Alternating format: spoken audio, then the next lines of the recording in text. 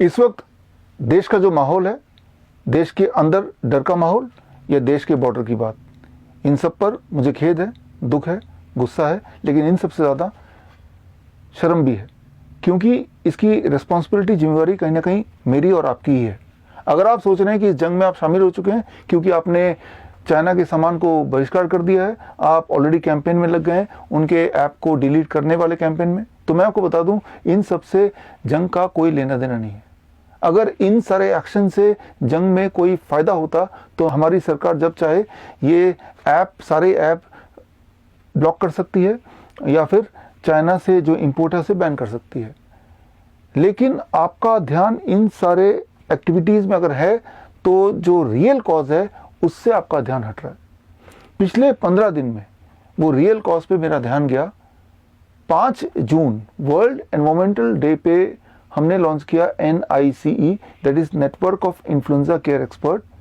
आपके साथ, आपके लिए, पूरे देश भर में अगर कोई कोरोना का पेशेंट होता है, इन्फ्लुएंजा का पेशेंट होता है, फ्लू का पेशेंट होता है, तो वो हमें कांटेक्ट कर सकते हैं स्क्रीन पे दिए हुए नंबर और लिंक के माध्यम से।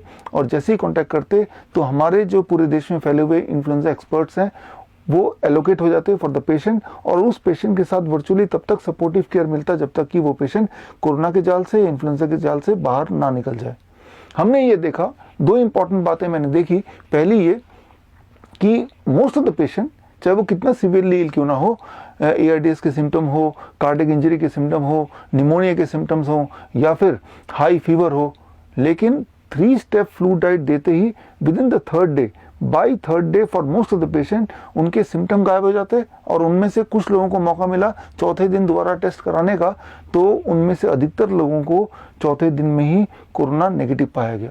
तो ये एक बहुत इंपॉर्टेंट उपलब्धि है। वो इसलिए क्योंकि अगर कोई बीमारी 3 दिन में ठीक हो जाती है, उसके सिम्टम चले जाते हैं, वो डायग्नोस्टिकली भी पॉजिटिव का नेगेटिव हो जाता है, तो इसका मतलब ये है कि ये बहुत खतरनाक बीमारी तो हो ही नहीं सकता, वो भी सिंपल डाइट, वो भी कोकोनट वाटर और सिट्रस फ्रूट जूस के डाइट से। लेकिन इस दौरान जब मैं 4,500 पेशेंट्स के सारे डिटेल देख रहा था कि वो बीमार कैसे पड़ते हैं, ये पूरा प्रोसेस देख रहा था, उनकी जर्नी देख रहा था, ठीक कैसे होते हैं, तो एक बात पे मेरा ध्यान गया, द रियल कॉज। एक ऐसा कॉज जो रियल वजह है इस वक्त बीमारी का, और इसका कनेक्शन उस बॉर्डर से भी है। इसको समझाने के लिए मैं एक उदाहरण का उपयोग करूंगा। इमेजिन कीजिए एक ऐसा शहर जिस शहर में लोग सिर्फ साइकिल से सवार होते हैं, और जब भी साइकिल लेके बाहर निकलते न जाने कैसे साइकिल पंचर हो जाता, और पंचर होते ही सामने एक साइकिल का दुकान मिलता, पंचर का दुकान, और वो पंचर के दुकान में वो साइकिल ठीक कराता और गाड़ी आगे बढ़ती। लेकिन तब मेरे और आपके जैसे कोई इन्वेस्टिगेटिव माइंड ने थोड़ा इन्वेस्टिगेट किया तो पाया कि साइकिल का पंचर होने की जो वजह है वो कुछ और है। अगर साइकिल को पंचर होने से बचाना है तो बहुत सारे साइकिल के पंचर की शॉप खोलने की जरूरत नहीं है इस शहर में, बल्कि वो जो जानबूझ के फेंके गए कांटे, जानबूझ के फेंके गए वो जो कील थे, वो जो नेल थे, उसको पहचानना, उसको सड़क से हटाना, तो फिर ये प्रॉब्लम सॉल्व हो सकती है। अब इस सिचुएशन को, ये सिचुएशन में मैं बोल सकता हूँ वो जो पंचर है वो एक बीमारी है, और वो जो नेल है वो प्लांटेड कॉज है। तो इस सिचुएशन को आज की स्थिति में रखेंगे तो वो जो साइकिल है वो आप और हम हैं, वो जो पंचर है वो कोरोना बोलें, इन्फ्लुएंजा बोलें, फ्लू बोलें, वो बीमारी है जो इस वक्त देश में फैली हुई है। वो जो साइकिल शॉप है वो हॉस्पिटल या WHO के प्रोटोकॉल है।